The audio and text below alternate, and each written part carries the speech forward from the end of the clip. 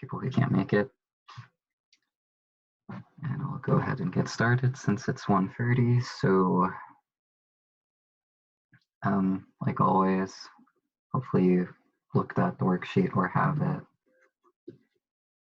Oh, that looks horrible. Oh, thank you. I'm glad to hear that. They're really easy to upload, so it's not a lot of work for me, which is nice. Okay, so worksheet 18 is just like, it's pretty much all stuff you've seen before, just in a somewhat different context. So for the first problem, I'm assuming he went over synthesis today since it was on the syllabus. I didn't look at the notes, but I would hope he covered it.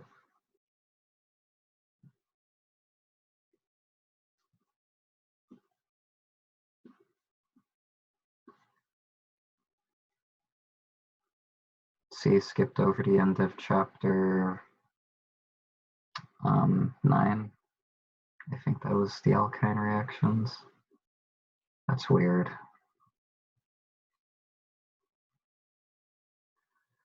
Okay, well, he should have covered it because it's one of the most important parts of OChem, but that's fine. If it doesn't come up this semester, it's going to next semester, so I still want to cover this because it's pretty important to understand synthesis.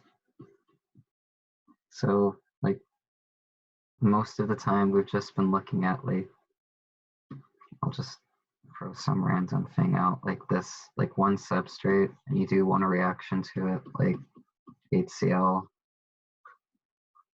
and you add, like, you get to the product. Like, it's just one step to get to the product.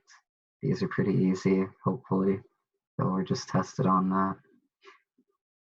But in a synthesis problem, like, you're given a starting material, and you're given a final product. So, like, you start here, and there's multiple steps you have to do to get to this product.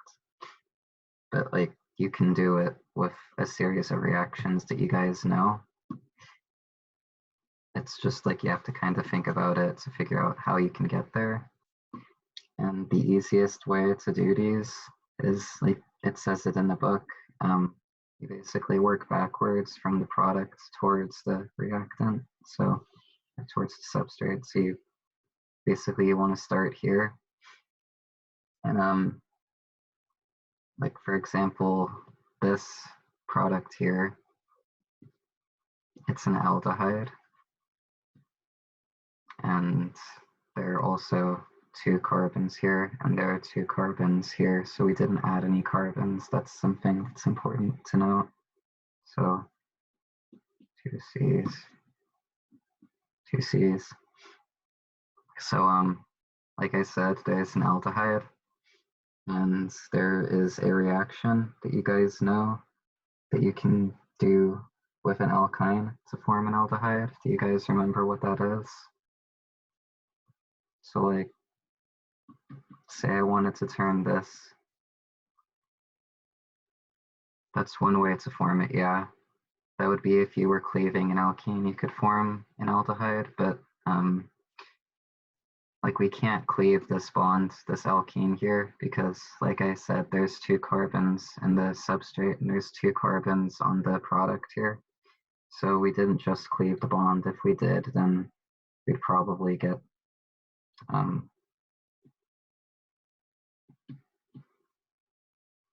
yeah, there you go.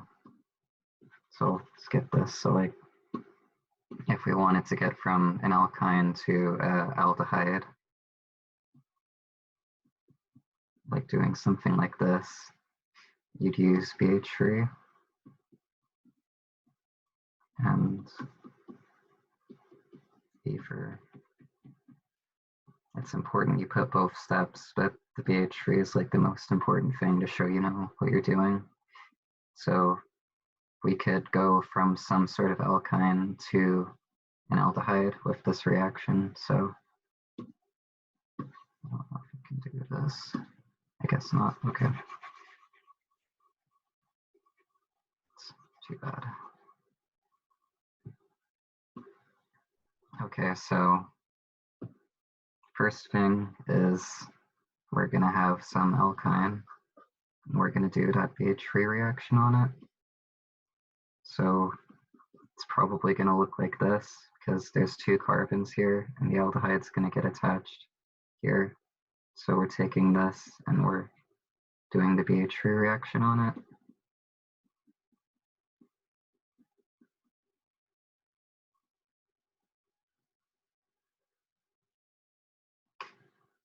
Okay, so now we have to think, how can we get to this alkyne, because we started with an alkene at the beginning. So you have to know how to synthesize an alkyne or an alkene. And there's one pretty easy way to do it. Like just to synthesize an alkene by itself. Like suppose we, yeah, you got it. So if we just wanted to form an alkene, you could use one equivalent of KOH and a base. And I mean, KOH is a strong base, so like that's an example, and that would turn this into an alkene. So to get the alkyne, you need 2 halogens, Cl2 or Br2, and a strong base. So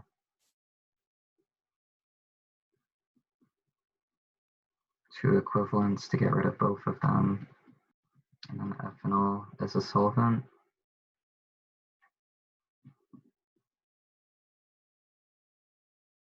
And then I'll just put 2 Cls like this. And then, well, this isn't what we started with, so we have to get from the substrate to this. And it's kind of in what we drew already. Cl2, and then the solvent, which you don't necessarily have to put, but it's a good idea, is CH2Cl2. So it took 3 steps to get from this substrate to that product, but it used a bunch of reactions you guys know, so just going backwards like this doesn't make it too bad. So that's 1A. Hopefully that makes sense. It's nothing too magical.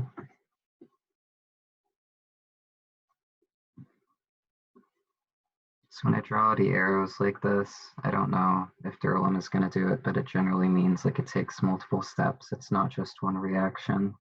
It's just kind of to show you, hey, you can't just do one thing to get the product. Okay, so here, it's kind of obvious, but I'm still going to do it. I'm going to count the carbons and the substrate and the product. That's always a good idea. So the substrate has 1, 2, 3, 4, 5 carbons, and then the product has 1, 2, 3, 4, 5, 6, 7, 8, 9 carbons. Pretty sure I counted that correctly. So we're going to have to add 4 carbons, and there is only one reaction you guys know for doing this, unless you got to the other one today, but I don't think you did. For the previous one, should the H be on the secondary carbon? What do you mean? So, like for 1A,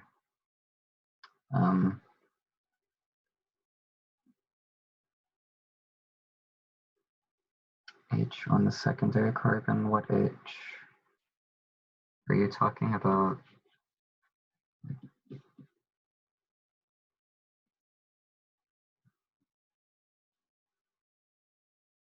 For the product? Well, this is the product, right? Are you saying that this H should be over here? Is that what you're saying? Well, okay, so I'll go ahead and erase this. So you don't have to know the mechanism, But like, if we take a terminal alkyne and we do that BH3 reaction, I'm just gonna put BH3. It goes through that enol intermediate. So I think, I mean, don't take my word for this because I'm doing it off the top of my head, but I think it'll look something like this.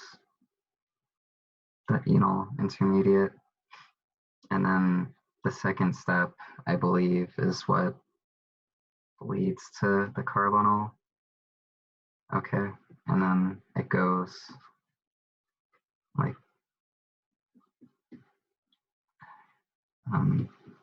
did I have two? Yeah, okay.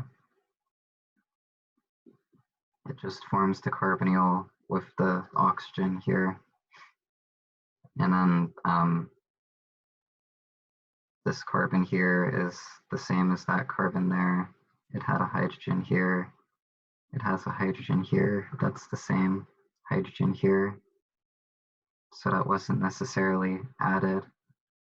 Yeah, I'm not sure where the other hydrogen comes from, probably from the base or something. Like I said, you don't have to know the mechanism, and I know it sucks when you can't really see why everything is what it is, but that's kind of just how this class is sometimes.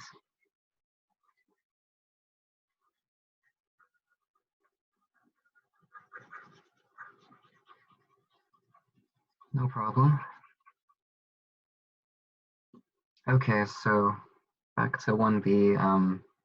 What are some ways, or what's an easy way, I suppose, to get from, or to add carbons to something?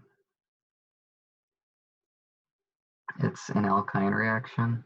Yeah, so the first step, well, going backwards, I suppose, since that's what I suggested. Based on the fact that we're using an alkyne and NH2 are immediate precursor to the product, will probably look like this.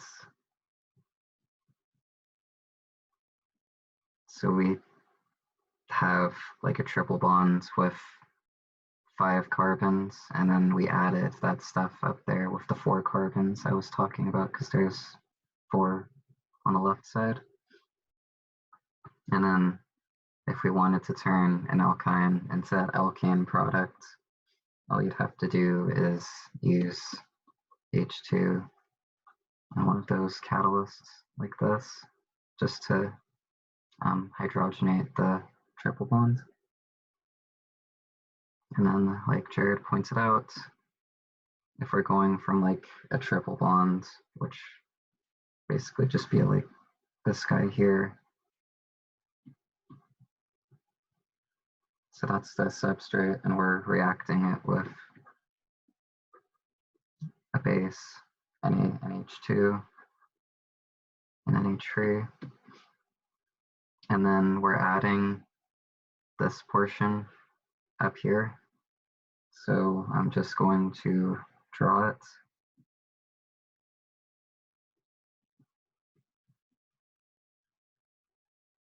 Because what's happening is the hydrogen on this carbon gets deprotonated, and then it just attacks this carbon here to break that bond. So this carbon gets attached to this carbon, and then you get this product here. So that's that. And then basically all we need to do to get from the substrate to this is form a triple bond, which is the exact same process as the last problem. So we're just gonna, okay, have like this, and then 2 chlorines, and then we're gonna use the 2 equivalents of base. And then to get from the alkene to there, it's just Cl2. So this took 4 steps, well 5 if you count the 2 steps of the base thing, but just again, it's a bunch of reactions, you know. You're just turning the alkene into an alkyne, and then adding the carbons, and then getting rid of the triple bond. It's not too bad. hopefully. Okay, for C,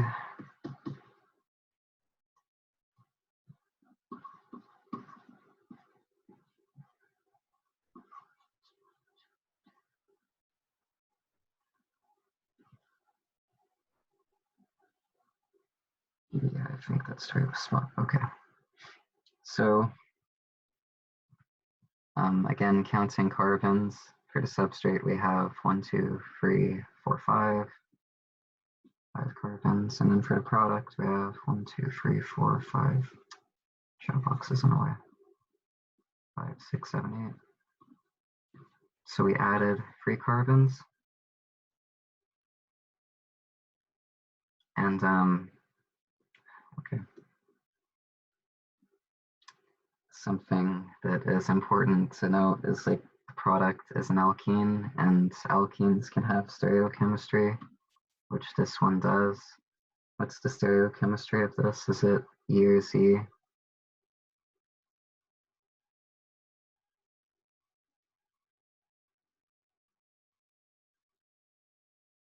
If we want to determine that, we can like, yeah, it's E. And we can figure that out by like looking at both sides of the double bond. On the left side, the higher priority is pointing down. And on the right side, it's pointing up. So they're pointing in opposite directions. This is E, they're trans. So an immediate precursor to this could be some triple bond thing like this. So on the right side, we have those 5 carbons we started with in the substrate, and then on the left is just what we added, which we'll get to, but this is the immediate precursor. And then what is the reaction to get from an alkyne to a trans double bond? There's one that gives you cis, and then there's this one we're using to give trans.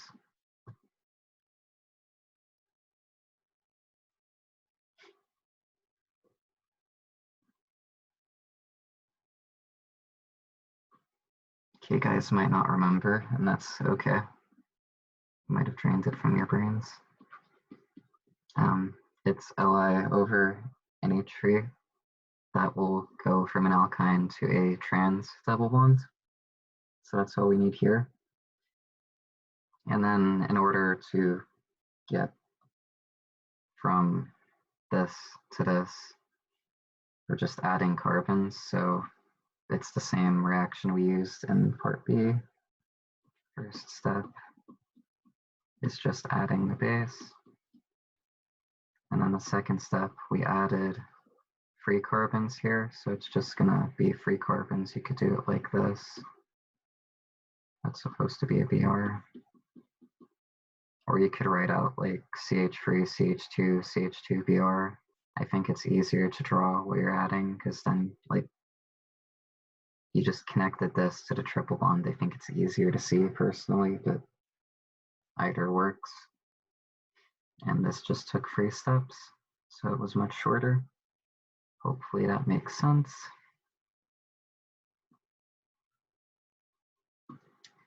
Okay.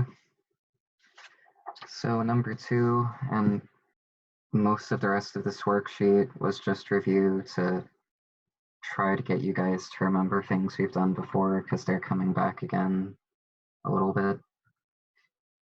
And they help explain some things that are kind of tricky. So number 2 is drawing resonance forms. I tried to make these relatively short. So there's a negative charge on this carbon at the top. And if you guys recall,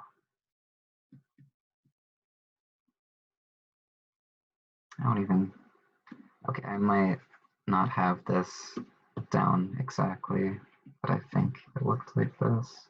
That doesn't look like a Y.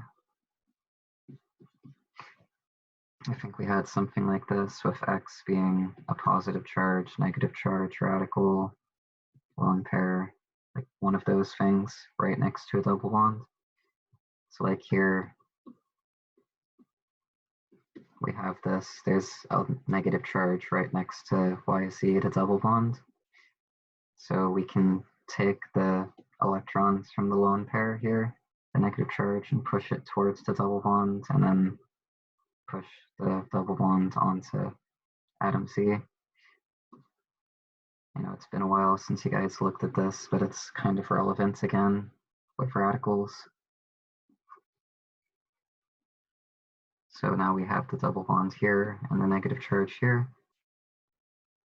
And I know you could just rotate the molecule to make it look like what it started with, but if I put a methyl group here or something, then you wouldn't, like, this would definitely be a separate thing. So I'm just saying, like, the resonance form is relevant.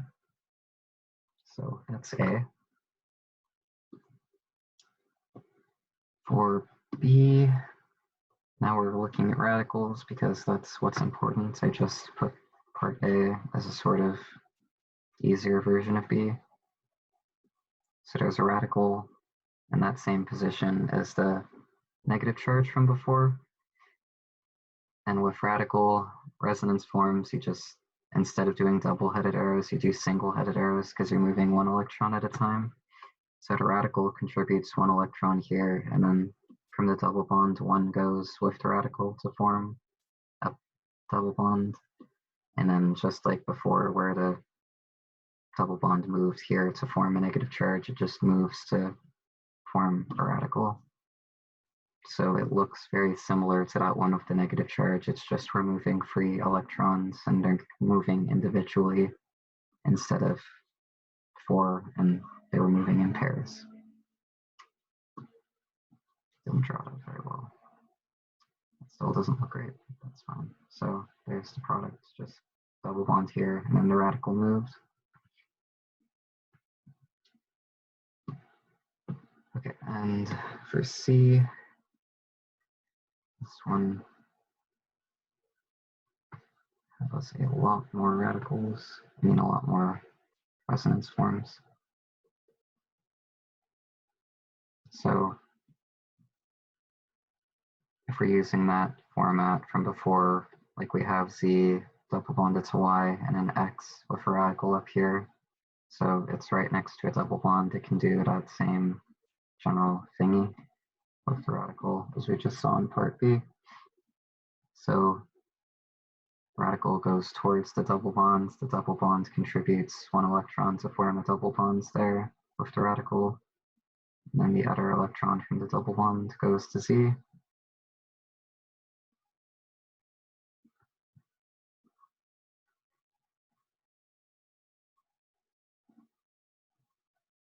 I'd love to ask you guys questions about this, but it's really hard to ask you to explain how I'm supposed to draw these through text, so I'm not gonna belabor you with that.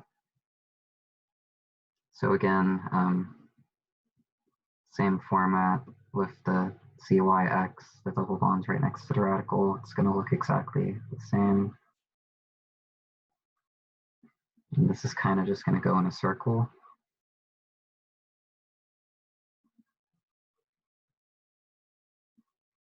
Radicals now on C from there. And again, we have this format.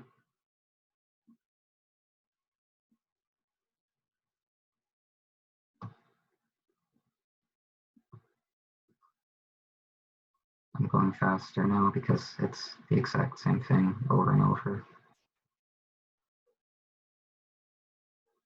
Now again, we have C, Y, and X. The double bond is up here now, so it goes towards the double bond. Electron goes to form a double bonds there, and then the radical goes back up to CH2.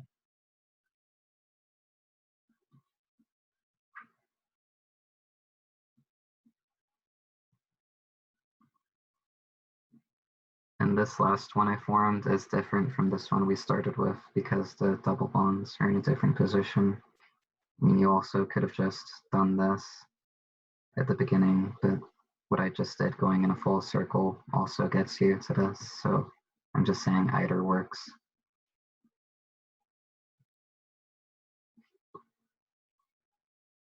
So that was C. And doing these with benzene rings is a bit of a pain, but it's just time consuming. I don't think it's that difficult. Once you get started, at least.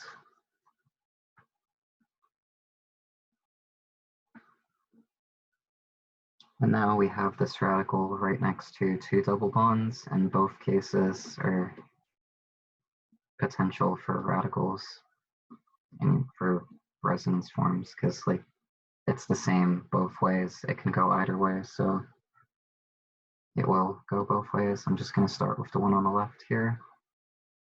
The radical goes towards the double bond. The double bond contributes another electron to form a pi bond with the radical.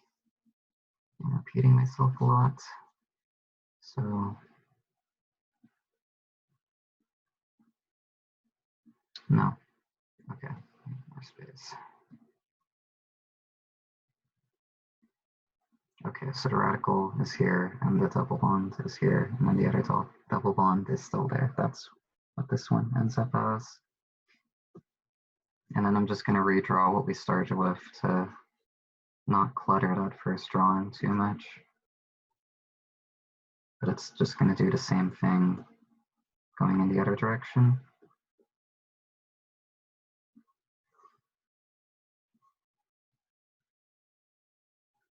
So this double bond is in the same position, and then this one is here now, and we have radical here. Okay, so that was pretty much review. Hopefully that all made sense. For number 3, I asked to rank the stability of the molecules, and I should have, I think I added except for part A to the thing I uploaded to the drive. But that's what I'm asking. I don't really care about the negative charge one, I just care about the radicals. So we're just looking at B, C, and D. And what about resonance is related to stability? Do you guys remember? Like, it was something we used to talk about like acid and base strength a long time ago. How resonance relates to stability. Yeah, the more resonance forms something has, the more stable it is. So for part B, it only had one form. For part C, it had 5. I'm just counting them off because I don't want to redraw all of them on this slide. That would probably take up a lot of space. And then D had 3 forms. So like Jared pointed out, the more resonance forms something has, the more stable it is. So based on that, C would be most stable, followed by D, and then B. So that is the ranking of stability. And we mainly talked about this with resonance forms of positive and negative charges before, but it also applies to radicals, which are kind of relevant now with a reaction you guys just saw today, I'm assuming, which I'm going to get into now, or soon, at least. Yeah, that's stability trends. And another stability trend we have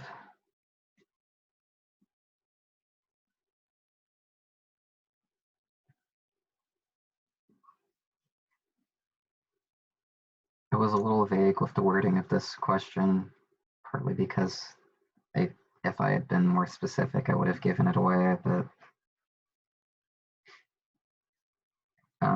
like suppose we had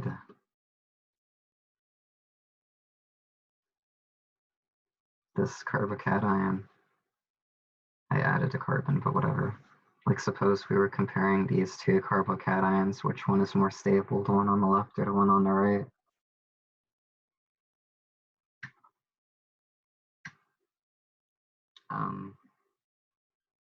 Oh, yeah, okay. So it is left, and why is it left and not right? More substituents, yeah. So this has more substituents. This one is tertiary, where the carbocation is, versus this one being secondary. And the more substituents it has, the more carbons are available to do this inductive donation of electrons with this minor dipole to kind of stabilize that positive charge. So the reasoning with the radicals isn't really the same exact thing as this inductive donation, but the point is it follows the same trend. So if you remember it with carbocations, you remember it with radicals. And it's also the same pattern for alkenes, double bonds. So the more substituents equals more stable is a pretty common trend with things like this. So just remember that, I suppose. So based on that, this radical is secondary, this one is primary, and this one is tertiary. And I figured that out just by looking at the carbon with the radical. This one is bonded to 2 carbons, so it's secondary. This one is bonded to 1, 2, 3 carbons, so it's tertiary. And then this carbon here with the radical is only bonded to 1 carbon, so it's primary. So the tertiary radical is most stable, followed by the secondary, and then the primary. And that's all there is to this problem. And again, that's relevant to the reaction that comes up in theoretically number 5, but mostly number 6.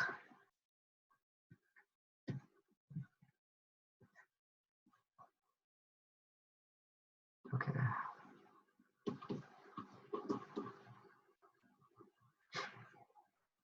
So if we wanted to get from these reactants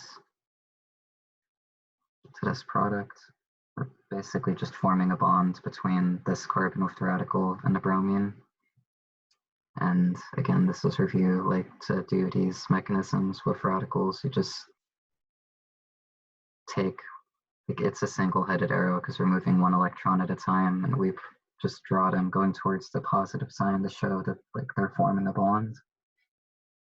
And that's really as simple as the electron flow arrows are for this. And what step in a radical pathway is this?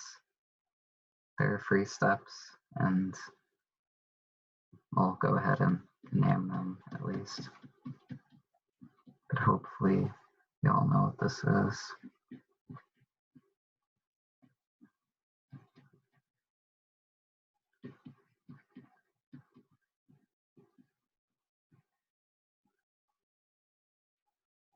So we have radicals in the reactants, and we don't have any radicals in the products.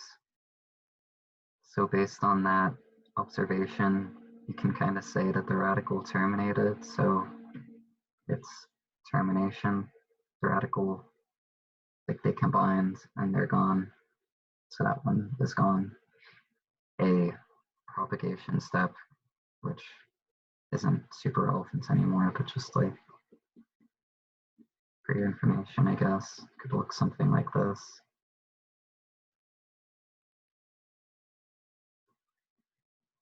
Because then the radical gets, that's a poorly drawn cyclohexane, but whatever. Then the radical gets propagated, it gets added to the cyclohexane. So that would be propagation. The termination, they're combining. Okay, and the last problem, I made this one short, so sorry, I didn't realize it would be this short. But since you guys have seen the reaction, if you went to class,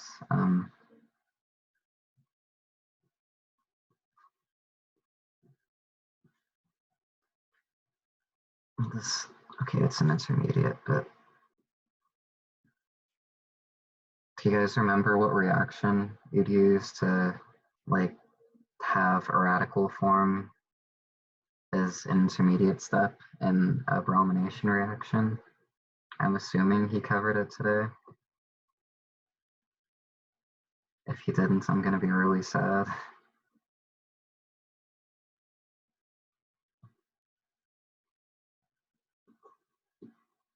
Radio silence. NVS and HNU or light. Did he cover this?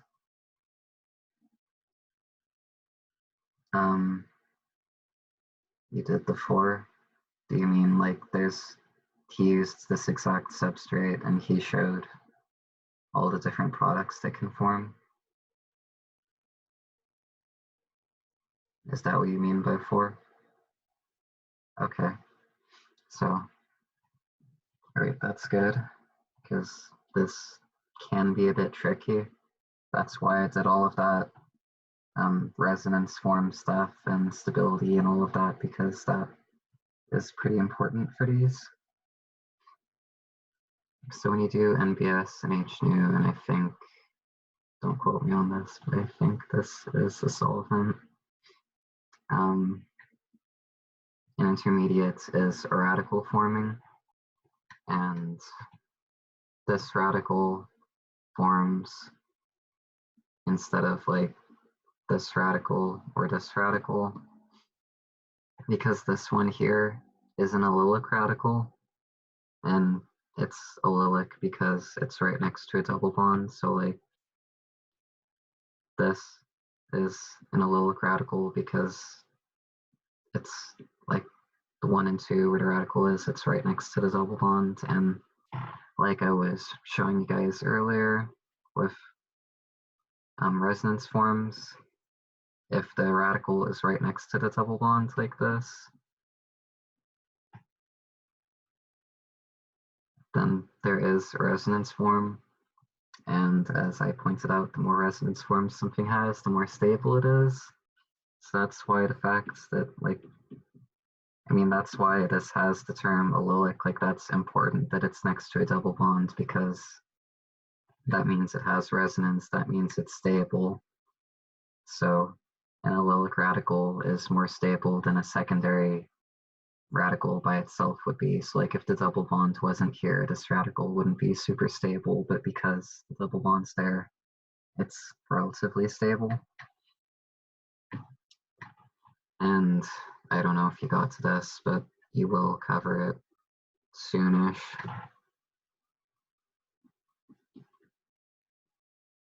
So when the radical is right next to a aromatic ring like benzene, it's called benzoic.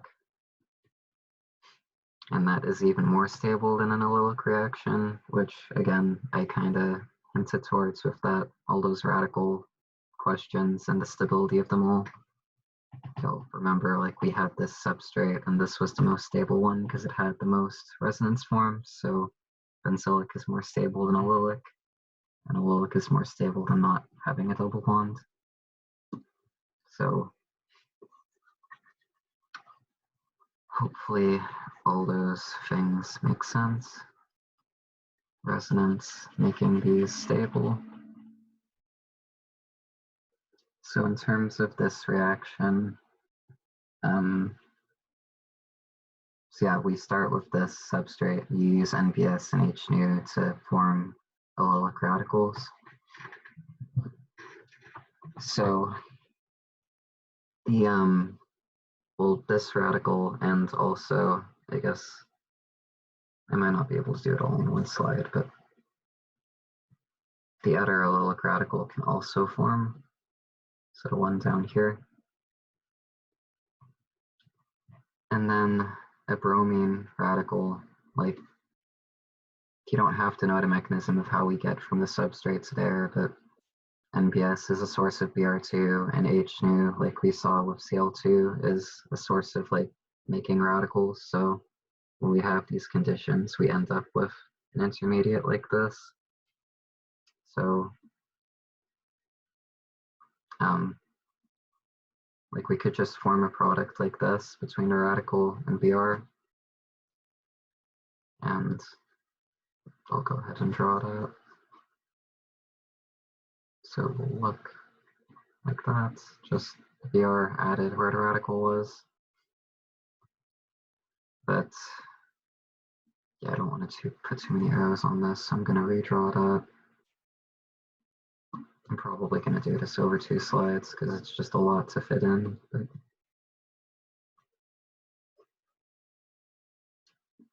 we have this radical, we can also do a resonance form with it by pushing it towards the double bond, like this.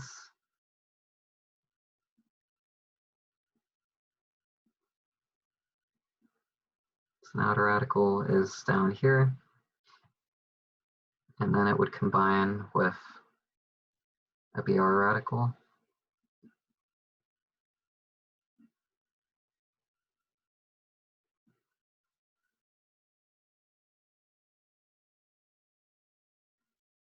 So you can see that this is a different position compared to that product. So these two are different. And in this case, there's no like major product because both of these are both equally stable. They're both just secondary and they were allylic. But since I have time, I'll show you guys an example of one where like there is a major product that would form that you might not expect if you don't consider resonance. But I'm going to go ahead and erase this. Hopefully this all makes sense. I think he covered it in class, but the point of this worksheet was to show you guys that you could do it before you saw it in class. So I'm just, would there be no bond on the bottom carbon? I'll go back. Are you talking about this down here, this carbon at the very bottom of the cyclohexane?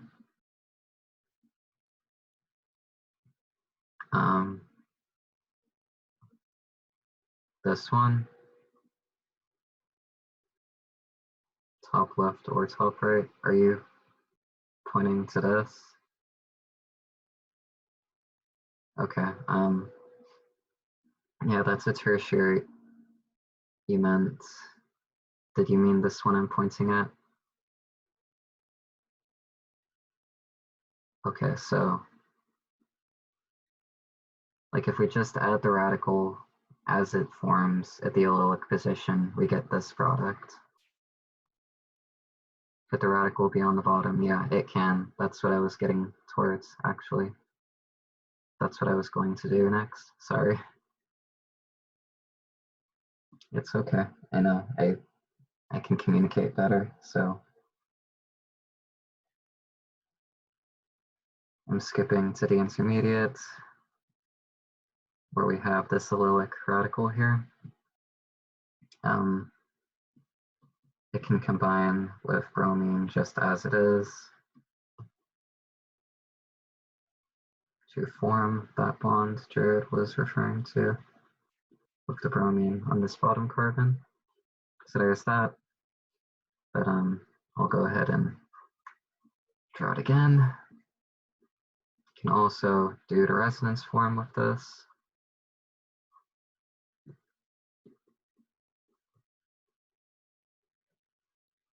So now the double bonds here, the radicals here, methyl group's still there. And then the bromine would, doesn't look like an R, but they will form a bond. I'm going to say the intermediate ends there.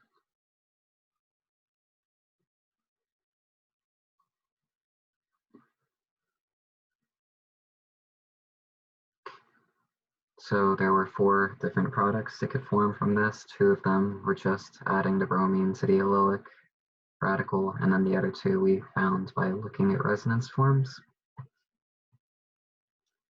And all of them were pretty much equally stable because they were all secondary allylic radicals at the point of their ending. But I'm going to go ahead and erase this, and this isn't on the worksheet, but it's very relevant. I'm pretty sure it's going to come up on a test in one form or another. I'll try to come up with this off the top of my head.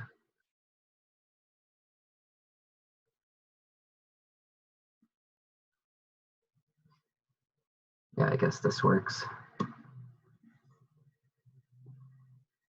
Okay, so say we do those same conditions, NBS and HNU for light, we are going to get, and there are two different allylic positions right next to the double bond. There's this carbon here and this carbon here.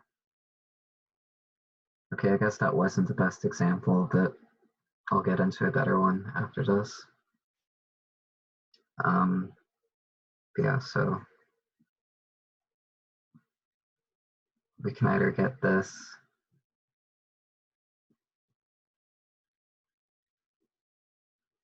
or this. And we could also do resonance forms, but if we do a resonance form with this one, it's going to put the radical on this carbon here, which is better than it being there. So that product will probably form more than the one that reacts with this radical. But this here, like whatever bromine reacts with this, is probably going to be the major product because this tertiary radical is the most stable radical we can get here. So like if you have a problem where he asks you to draw all the potential products, but then like circle what the major product is, the major product would be whatever product forms from the most stable radical. So all the radicals should be allylic because that's where the radicals generally form. But then you have to consider like primary versus secondary versus tertiary. So like figure out which one out of all the potential ones is most stable.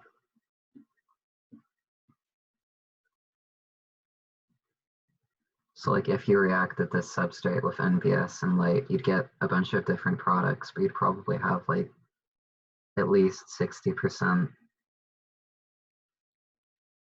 of this because that is coming from the most stable radical.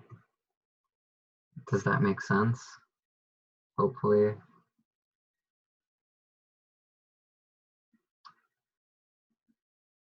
I'll take smile as a yes. So I don't know if you went over this in class, but I'm sure it's relevant regardless of if you covered it. That's why I'm doing this. And then one other one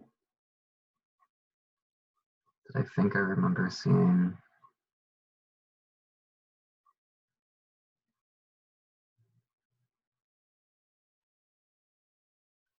No, I believe it was here. Yeah, okay, so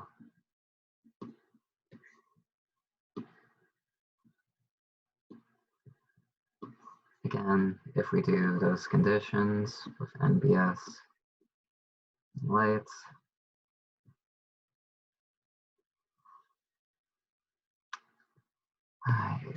okay.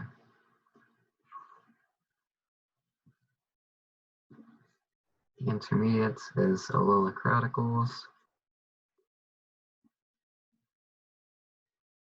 Because of the symmetry, like if it goes on the top or the bottom, it's basically the same. So I'm only going to go ahead and do one of the pathways. But like if we put a methyl group here or even here, like it would be important to draw both, even though they look close to the same. There's no more symmetry. But like right now, there's this symmetry. So I'm just explaining why it's okay for me only to do one pathway. But this is the allylic radical that's going to form. It's right next to the double bond. So it can react with a bromine radical like this.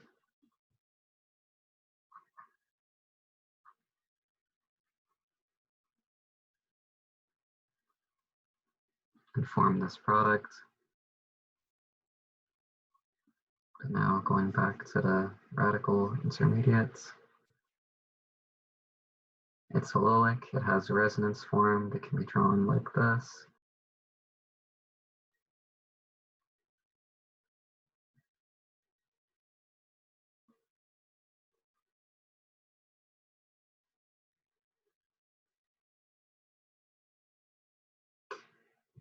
So this radical up here was secondary. And then this one down here is tertiary. So for that last problem I showed, like we didn't have to do resonance to get to this difference, but now you can see that the resonance form leads to a more stable radical. So then when bromine radicals react with this radical, like that radical is more stable, so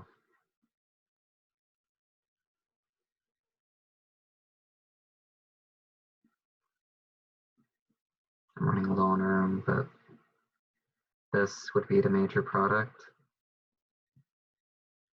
that you'd identify because it came from the tertiary radical, which is more stable. So it's important to draw your resonance forms if you're asked, like, identify all the products they could form when you do this reaction with an alkene, and then just recognize tertiary versus secondary and all that stuff. I've gone over everything on my worksheet, and yeah, I don't really have anything else, I think. How far did he get today? Do you guys recall? I haven't looked at the notes, but I'm assuming he talked about alkyl halides, so forming them maybe from like tertiary alcohol or something. Did he get to this at least? Like what reaction can lead to organometallic coupling? Okay, we barely talked about it. And organometallic coupling is like when you have copper and lithium and you do the reaction with alkyl halide to add carbons. Oh, but you barely covered it, so you probably don't know that. Okay. I might do that a bit on my worksheet, but not much because I want you guys to be able to do it without, I mean, I want you to be able to do it before the lecture. He does it. So yeah, I'll just hold off on that one. But I guess that's it. Unless you have any questions for me right now, you guys can. Okay, you're welcome. Yeah. So I'll go ahead and end the recording because I don't think I'll